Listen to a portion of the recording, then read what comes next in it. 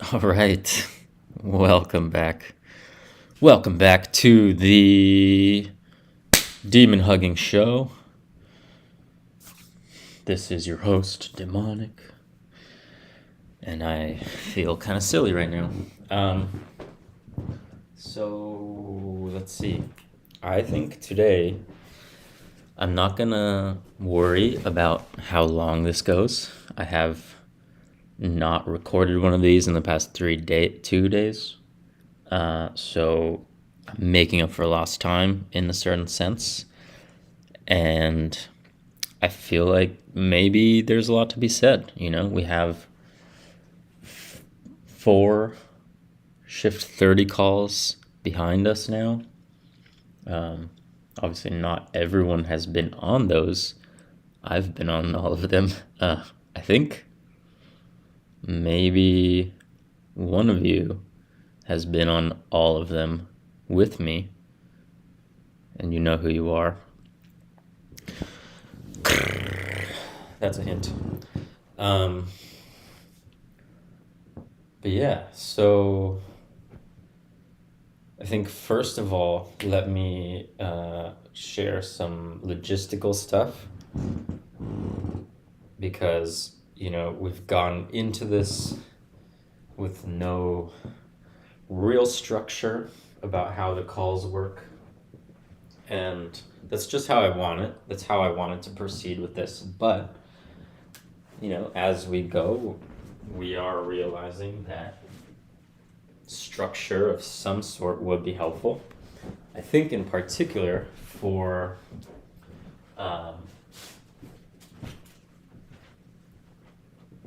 those of us who are joining the 8 a.m. calls and then have to go to work at 9 a.m.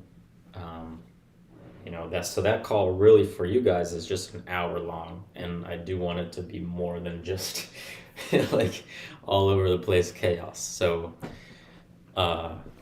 what I'm thinking and what I've developed with some of your help is my idea for the structure is, at least for the 8 a.m. calls where it seems like most people are going to be making it to, it will be 2 hours, but the second hour is going to be basically like overtime. It's not official. It's only there for you if you want to just hang out, right? But the bulk of the stuff, the value, the entire $1 of your of your value for the day is gonna be in the first hour. So what we'll do is, all of us are doing our own preferred methods. Maybe that means you're doing Alexander technique. Maybe that means you're doing some internal family systems. Maybe you're just free writing. Maybe you are doing CBT. Maybe you are doing focusing. Maybe you are just doing somatic meditations, right? Maybe you've checked out the resources that I've shared. Maybe you're trying the demon hugging method that I shared with you there. A few of you have tried it already and given me some really cool feedback about how powerful it was. So whatever it is that you're doing, you're doing that, as I sent you all in the DMs this morning. Just like try to do 5 minutes more of whatever that is every day than you normally do. And so maybe you don't do it every day, so just give it 5 minutes. If you already do it plenty, like do it a little more, there's no success or failure here. It's just about, putting your intention on doing more of this for the month. So we all do that, right? And we have our various experiences. Maybe we're just starting to feel our bodies, and we're just starting to feel the felt sense in our body. And maybe we don't have a shift, or maybe we already are very in tune with our body, and we have a big felt shift, anywhere in between. So we do that, and then we come together at 8 a.m. Pacific time.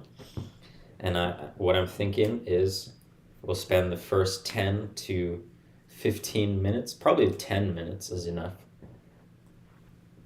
privately reflecting in some way on that experience, right? Maybe reflecting on what you've already been doing and what you've been doing in the past day, or maybe what you're planning on doing for the rest of the day. So you could free write about that, or you could just reflect on it privately in your mind, think about it. Maybe you could just feel into it. Some of you are much more feeling oriented than thought oriented. Maybe you could record your own voice note to yourself, whatever it is. You spend 10 minutes each doing that privately, everyone on mute, and then you use that time to be like, okay, what's been working for me? Where am I feeling stuck? Or what am I going to try today? Or what am I imagining? What kind of experiences do I imagine or expect to encounter to this day? Like maybe at work or in your relationship or whatever it is. And so you think about that for 10 minutes, and then we open it up and we're like, okay, hey, anybody want to share something that they experienced, some way in which maybe they're feeling stuck and want to share with the group and try to untangle it? Because just talking it out could very well disentangle it, maybe even in that 10 minutes of reflecting on it in whichever way you choose, maybe that untangles what had previously felt tangled. And that would be amazing to hear, I think, for all of us, to be like, if you were like, hey, literally 10 minutes ago I was feeling stuck on this thing, and then I just did whatever I did for the last 10 minutes, and now I feel unstuck, and I want to share that with you, what I did, how it worked, how I'm feeling now, right? Maybe that's what you share. Or maybe you still feel stuck and you're like, hey, I want to bring this to the group. What do you guys think of this? Do you have any advice? Do you have any perspective? And then we go from there. So we can go around, as many people as want to and as we have time for can speak up and talk about where they're feeling stuck, or what kind of felt shift experiences they've been having. And we can talk about it, and we can learn from each other. We can get advice if we want advice. And so that'll be the first hour, much more focused on actually reflecting on the work. I don't like really calling this work, but for right now, we'll use that word.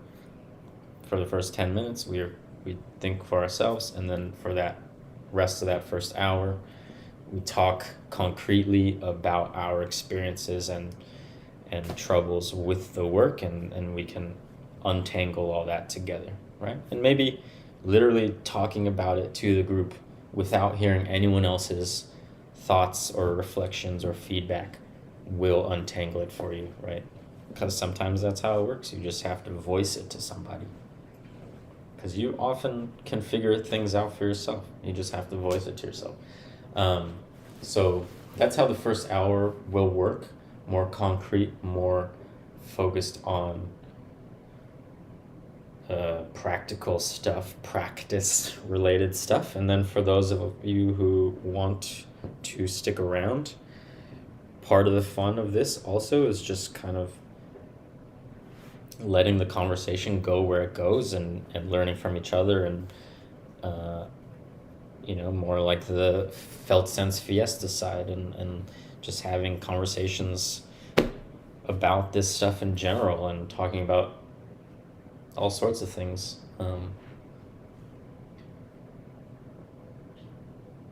On the second half of the first call on Friday, on July 1st, we ended up talking about writing and character creation in writing, and how emotion and awareness of felt sense and awareness of your own emotional life feeds into the creation of characters and informs how characters work in fiction and storytelling.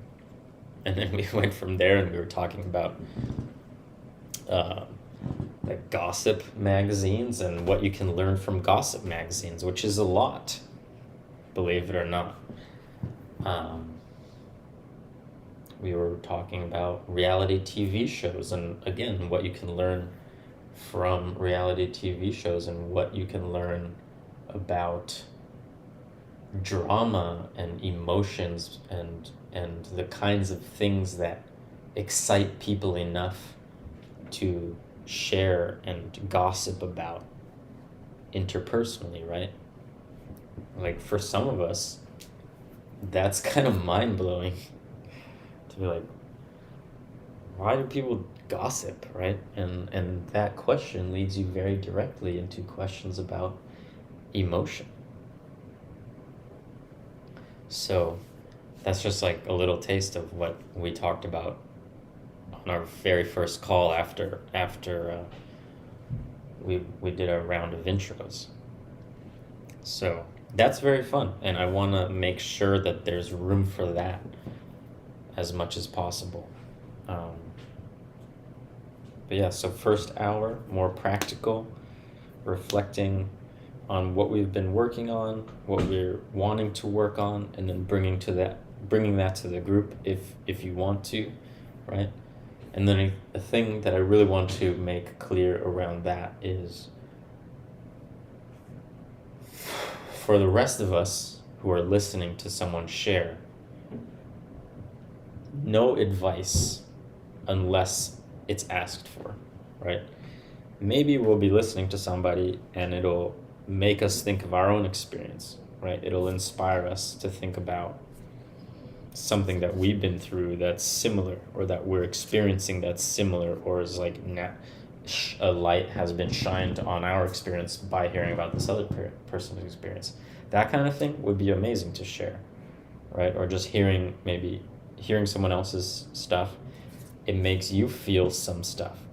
Sharing what it makes you feel and what that feeling means to you and what thoughts occur from the feelings, like that would be really valuable to share. But please, let's make an effort, almost make it a rule, to not give advice or feedback or criticism or make judgments on whoever's speaking unless it's asked for.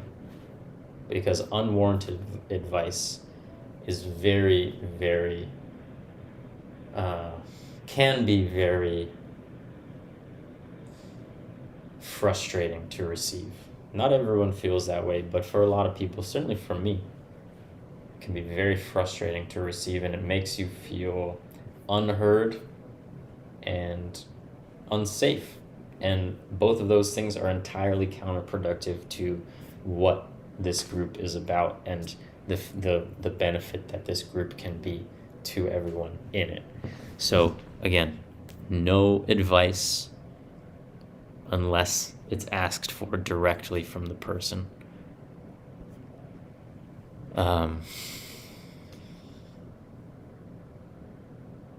Yeah. So that's concrete stuff. That's logistical stuff. Let me see if there's anything else.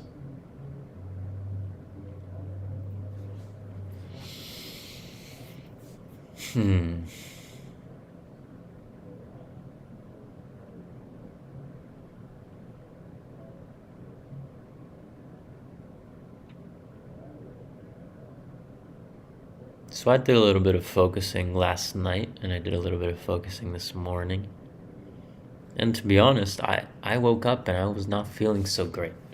I wasn't feeling very upbeat or excited or happy. I was feeling kind of angry and sad, and I think it was coming from some dreams that I had, but I'm not going to talk about the details of that, but just to say, like, as we go through this, as I've been emphasizing a lot in other videos, as we go through this, all sorts of things are going to come up, right? Like, I've not even talked about dreams at all. Like, that's not really I don't really dig into dreams all that much or think about dreams all that much. You know, like what's the Wilderless? He definitely does. And if you're curious about dreams, you should check out his stuff. But dreams are a big part of, like, Eugene Genlin does have a book on dream work. It's called Let Your Body Interpret Your Dreams. I haven't read it yet, but I'm very curious to.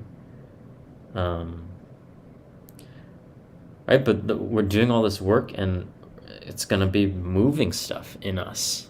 And whatever language you want to use, whatever conceptualizations you want to use to talk about that, whether IFS or focusing or just like the subconscious and Jungian stuff, like, stuff's going to be moving, and not all of it's going to be pleasant. So yeah, this morning I was like, ugh, fuck. Like, I felt sad, I felt angry. It was hard to put my finger on, so I had to focus on that. It wasn't just like exactly anger, and it wasn't exactly sadness. It was very unclear, but it definitely didn't feel nice, so I literally woke up feeling that way. And so I before I got out of bed, I spent, like, I don't know, 20 minutes focusing, just being like, wow, what is it that I feel? Where do I feel it? Can I just let that feeling be? Can I just be curious about that feeling? And it didn't shift instantly. And I actually went back to sleep afterwards. But I gave it a little bit of, like, curious attention, rather than being like, fuck, this sucks, and just wanting to, like, move on and bury it. I was like, what's this about? Oh, what's this interesting feeling? Is there anything that it wants to tell me, etc., right? If you want really concrete steps for focusing, a very good place to look is the highlights that I shared in the resources document from Ann Weiser Cornell's book, The Power of Focusing. She has a very good list of just like a sequence of focusing questions, starting with something like, how's my body feeling right now? Like, what wants my awareness right now? Can I just sit with that? Can I let that be? What's making it feel, whatever, sad, angry, happy? So there's all these questions, and they're very useful to just kind of guide yourself through a focusing session on your own, if you want to do that. And at the end, something I really love is, this is often talked about in IFS work too, is like thanking yourself, thanking your parts for the time that they've spent with you. And it seems kind of like, if you're not used to doing this, it seems kind of weird, but like when I do a focusing session or an IFS session, I kind of blend those two a lot, but at the end it's like, hey, thanks guys, thanks everyone. I really appreciate the time. I really appreciate everyone speaking up. And you know what? Hey, I love you. Thank you. It sounds funny, it sounds weird, but I do that. And it's nice because it's like, you're just letting yourself know, you're letting your parts know that you appreciate the openness that they've had with you, whatever it is that they've shared with you, right? If you were having a conversation with someone who's sort of reluctant or not yet feeling entirely safe with you, and they open up, if they begin to open up, like, say thank you to that, like, let them know that you appreciate that they trusted you enough to share some stuff. So same goes for yourself, same goes for your parts. Yeah, I'm guessing that you can probably hear that voice in the background. I think there's a podcast being played in the other room. Hopefully it's not too distracting.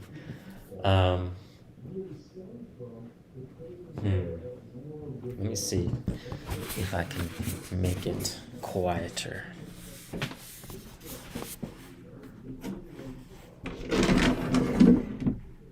I am in the closet now, which is maybe a little weird, but it is quieter in here. So, yeah, I am now in the closet, and I won't make any jokes about that because I don't mean for that to be insensitive, but it does kind of funny to me. So, what else? Anyway, yeah, I was sharing how I feel, what's been going on for me.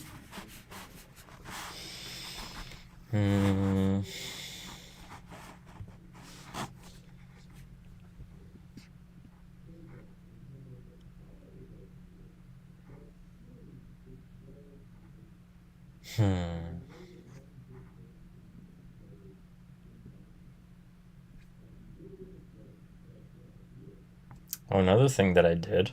So this is kind of me just sharing things that I've done outside of the calls.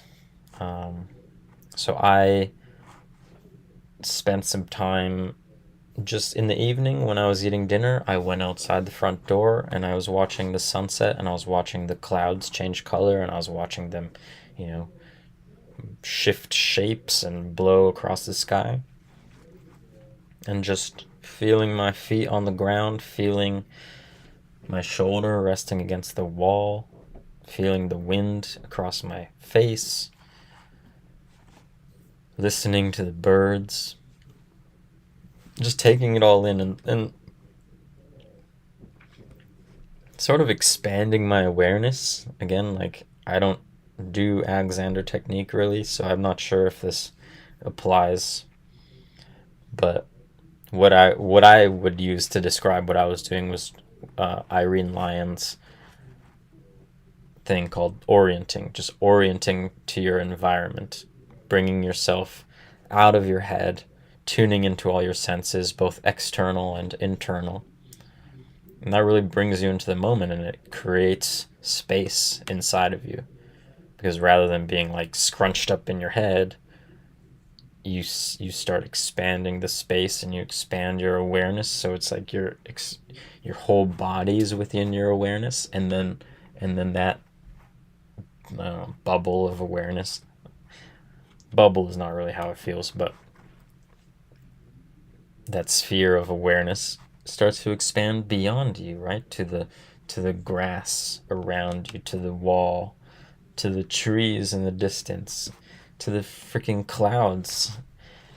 And that can just be really, really peaceful and bring you into the moment in a way that's hard to do otherwise, So I did that. That was a way to like decompress from the day. I was on like three different Zoom calls. You need to do that. And then I focused in the evening for like 40 minutes in bed. So not everyone has the time to do all this various stuff, but it is important in general, and especially if you're putting extra work into like doing this emotional stuff, to decompress and to let your body process that stuff. One of the big themes that we talked about in almost all the calls so far is how like the power or the process of like just letting things happen on their own by creating space for them to happen. So like somebody gave the example of like what with Alexander technique, I guess, when you like create more space in your body and you also expand your awareness into the space around you, you don't have to worry about like consciously arranging your spine to be in good posture. Like your body will figure that out on its own. Like you're not built to have to think about that. Your spine will, your posture will sort of take the shape that it needs to take.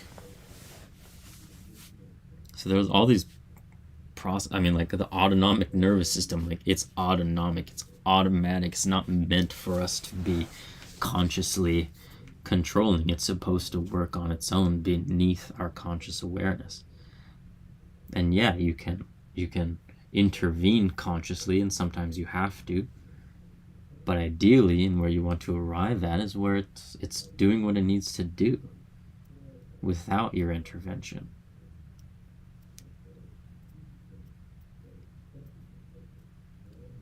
So, yeah, that whole idea of just creating space in various ways and allowing things to happen rather than trying to make things happen.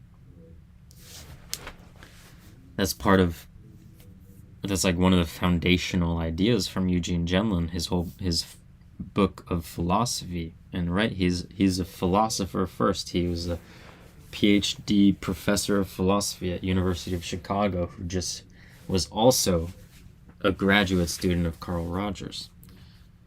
So his work on his philosophical work, a process model, is about saying, like, there's another way to look at reality that's not that everything is discrete objects to begin with, right? Like rocks and atoms and trees and people separate from each other that then somehow connect and relate to each other.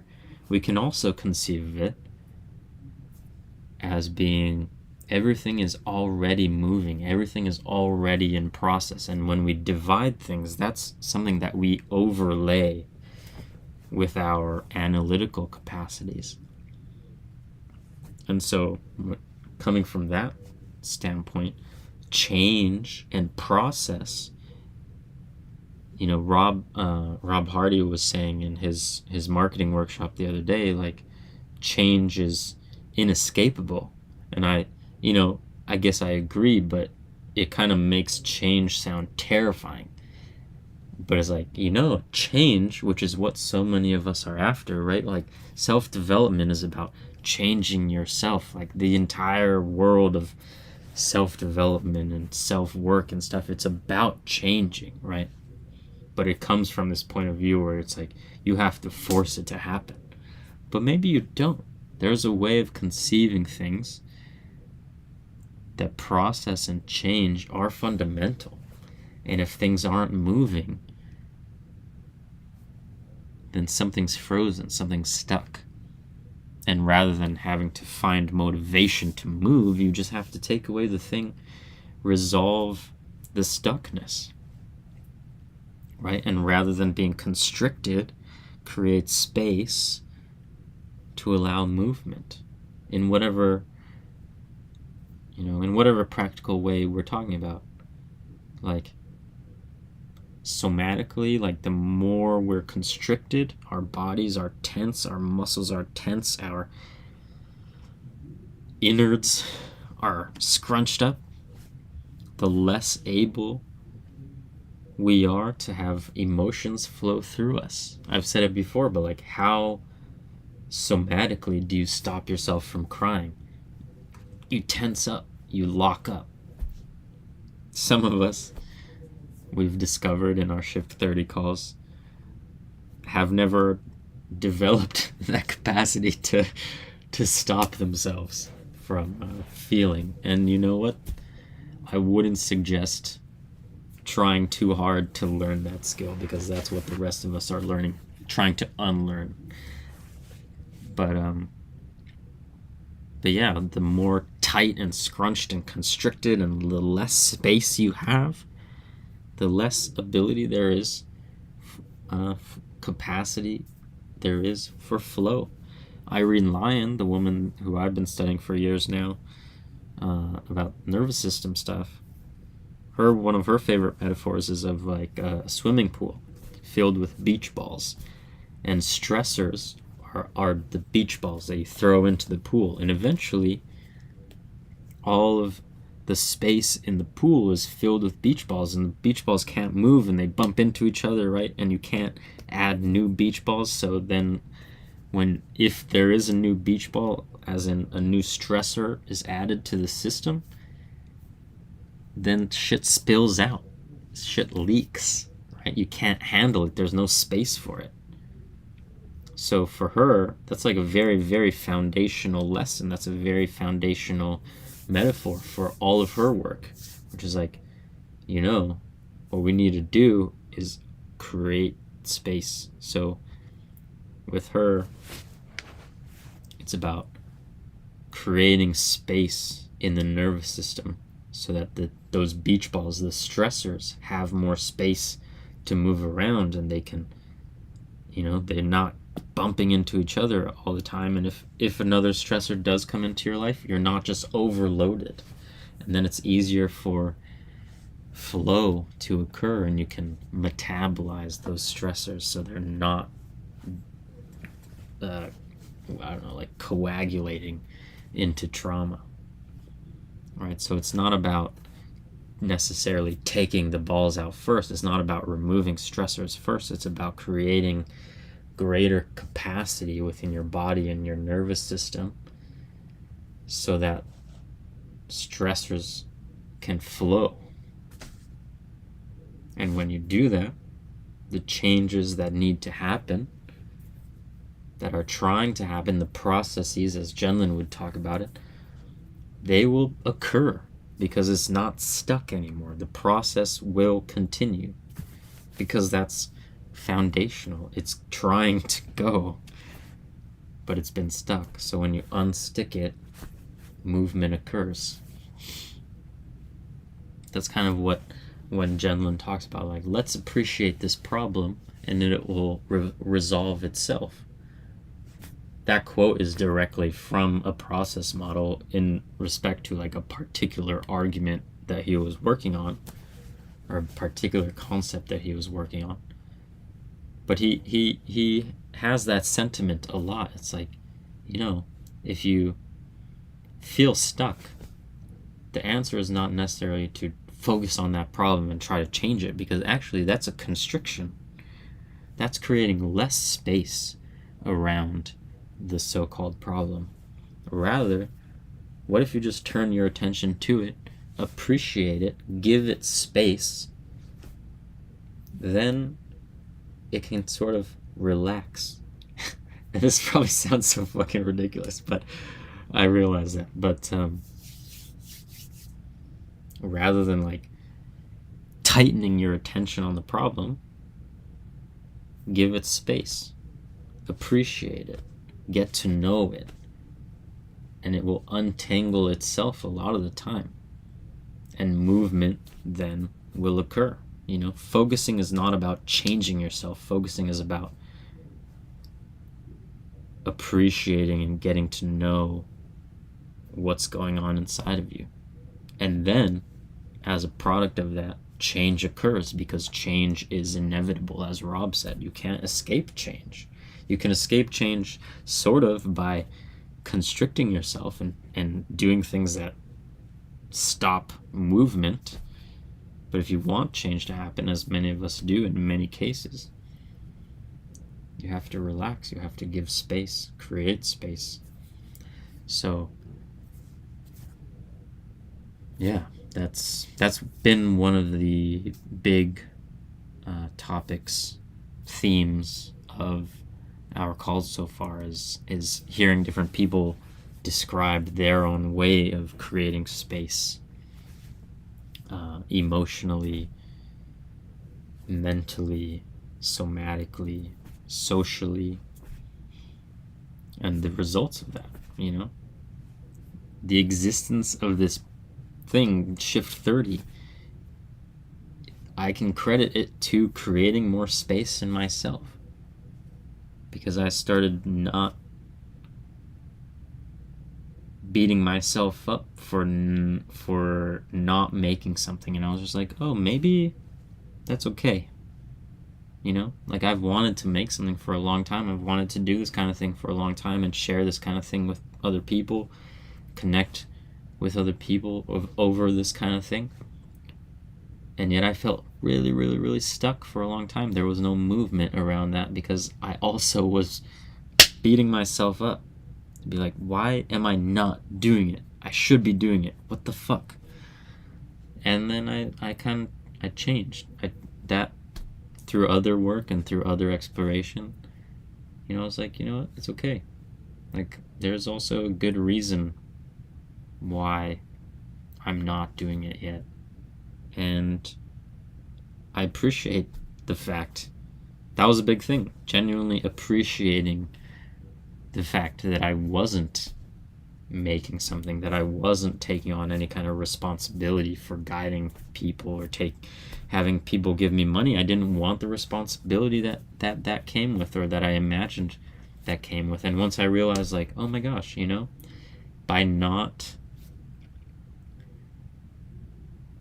not having some product or service or thing that people pay me for, I give myself so much freedom, and it's amazing. It's amazing. It felt so good to realize that. And then I appreciated the fact that I wasn't doing it. And then I suddenly had all this space, and one day the entire idea for Shift 30 and pretty much the whole way that it's going to be structured, more or less, just came to me in like one instant, So the very fact that I'm doing this, making these videos, connecting with all of you in these calls, is a product of creating space in myself. So it's a powerful thing, creating space. So if you're having problems, just appreciate them. It sounds silly, but there's a lot to be said for it. So that's today's journal, video, whatever. I hope you're having a wonderful day. Today there are no calls, so just fucking enjoy your life. And I'll see you potentially tomorrow at some point, whether in the morning or in the evening. And if not, then I'll see you another day. Until then, aloha, mahalo, take care.